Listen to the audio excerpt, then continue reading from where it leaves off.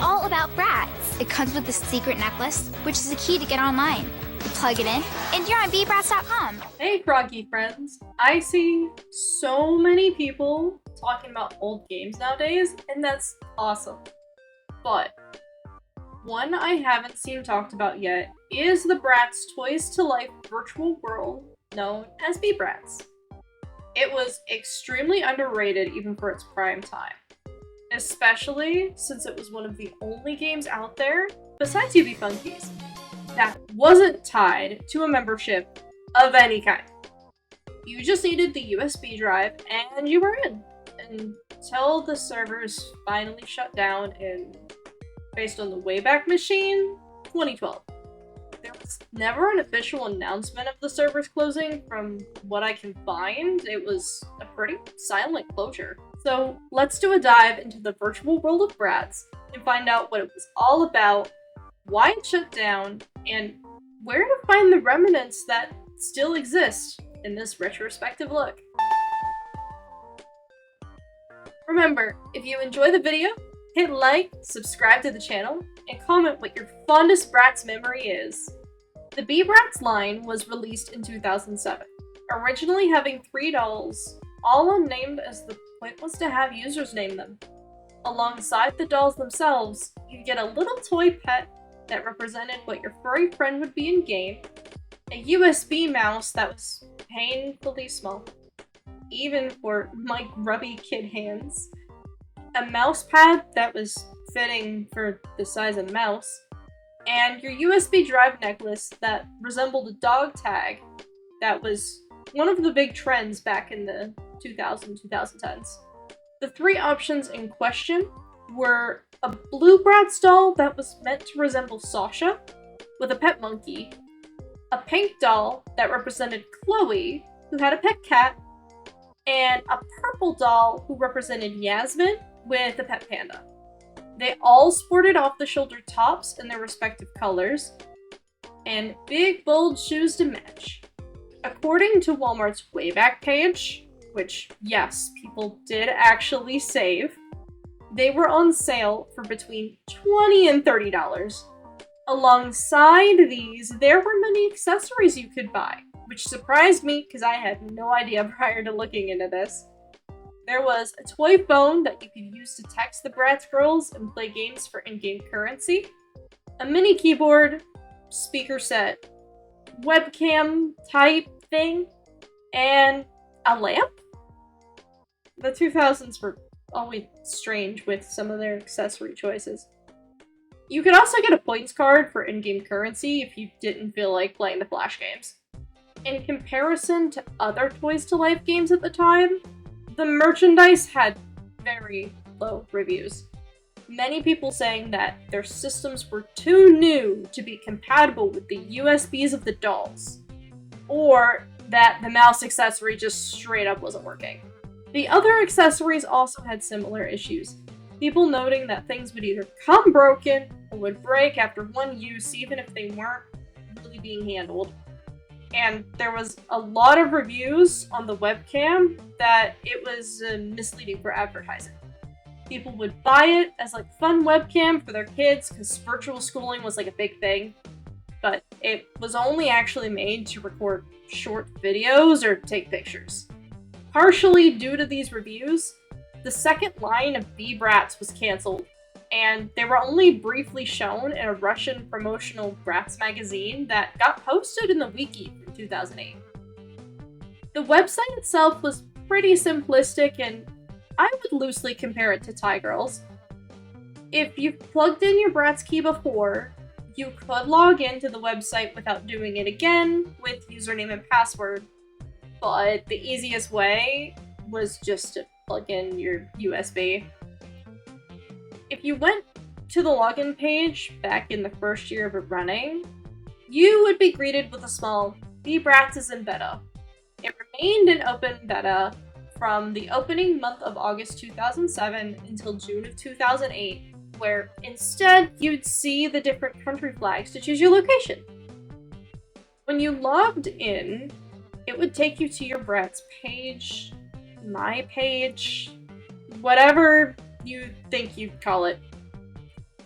It's very clearly inspired by MySpace in terms of its setup, with the friends being little boxes on the side, comments box under that, your doll in the middle, and then the other side being a little about me section with like your faves and your personality.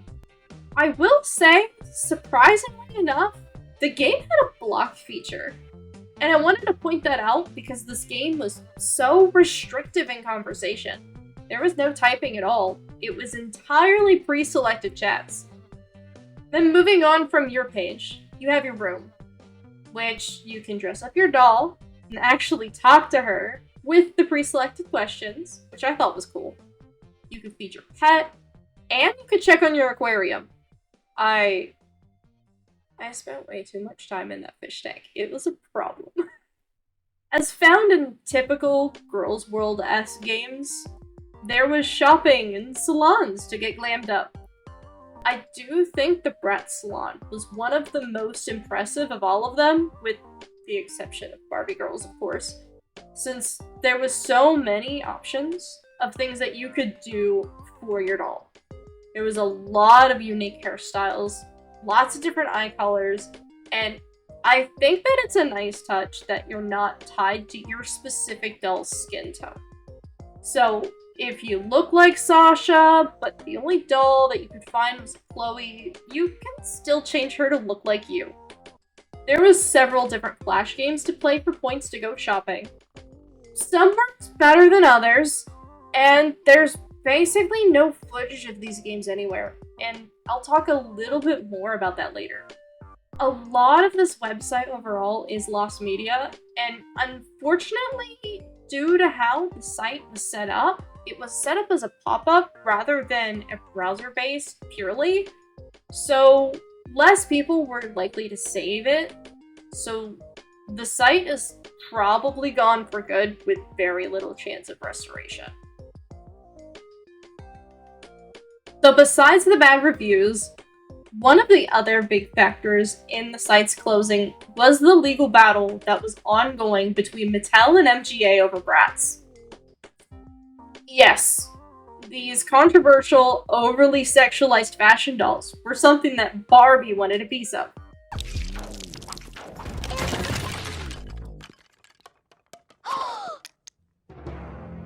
There's a lot of history here, so bear with me. My goal isn't to hit every single detail of this case. This is just a summary, as this case is huge and spans out several years. I will explain how this affects Be-Bratz, as even though it's not talked about in places, the timelines make it quite obvious as to how it would make an impact. Now, this all starts with the creator of Bratz, Carter Bryant, pitching the Bratz idea to Mattel when he was working under them in 1999. They declined it, and a friend of his who worked for MGA said that they would likely be interested in it. And they were right. The lawsuits start because when he's working under Mattel, according to contract, any concepts he comes up with are the property of Mattel, meaning that he doesn't actually have the rights to work with MGA on Bratz. The thing is, he says he came up with it between his time with them, as he worked with them in September 1995 through April 1998, and then freelanced from then until January 1999. And then he left Mattel to work with MGA in 2000. And it was in that brief period of freelancing that he came up with Bratz. So, technically, he didn't come up with it under them. Now, Mattel had their own line of very similar fashion dolls, known as My Scene. If you were into Barbie girls back in the day, during the huge virtual world boom, you remember watching that little short alongside the behind the scenes for the 12 Dancing Princesses in order to get your freebie V-Bucks. Hi, I'm Maria Karowski, and I'm a principal dancer with the New York City Ballet. This will be important for later, not the Barbie girls thing. The My Scene. Hey, you guys. In 2004 is when the first lawsuit happens. Mattel versus Bryant.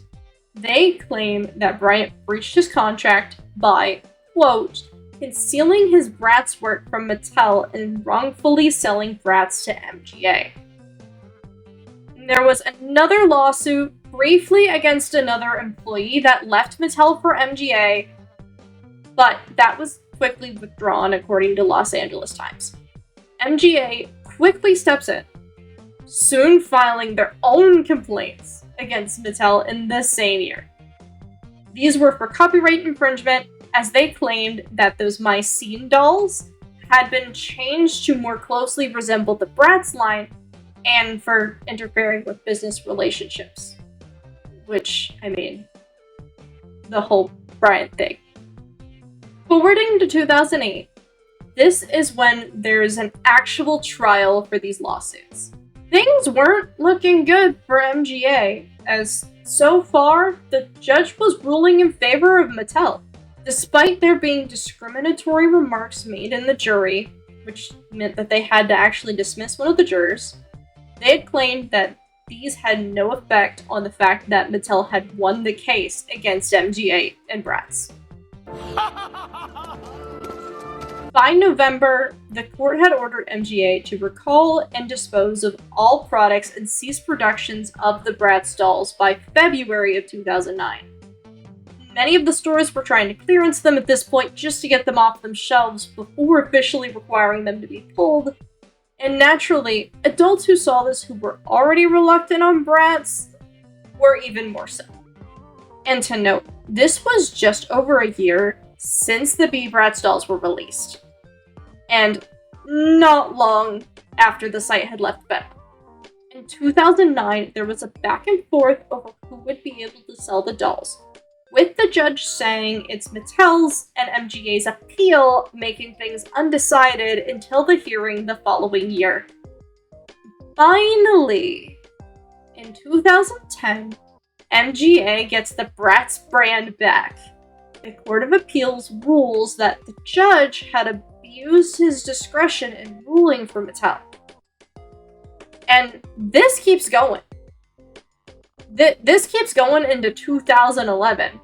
So this happens through the entirety of the Be-Bratz lifespan. And lawsuits like these are known to cause issues in sales, production, and obviously public opinion, regardless of who wins.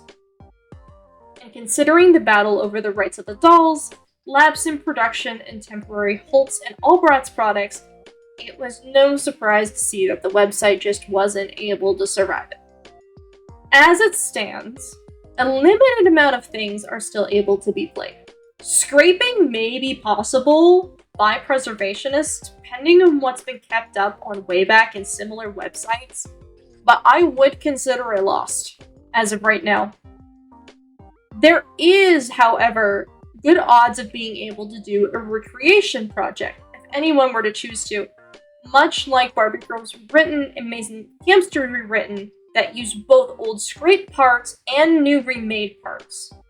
I was honestly surprised looking into this that there isn't one yet. Considering how small this site is, it's definitely a realistic goal that somebody could have.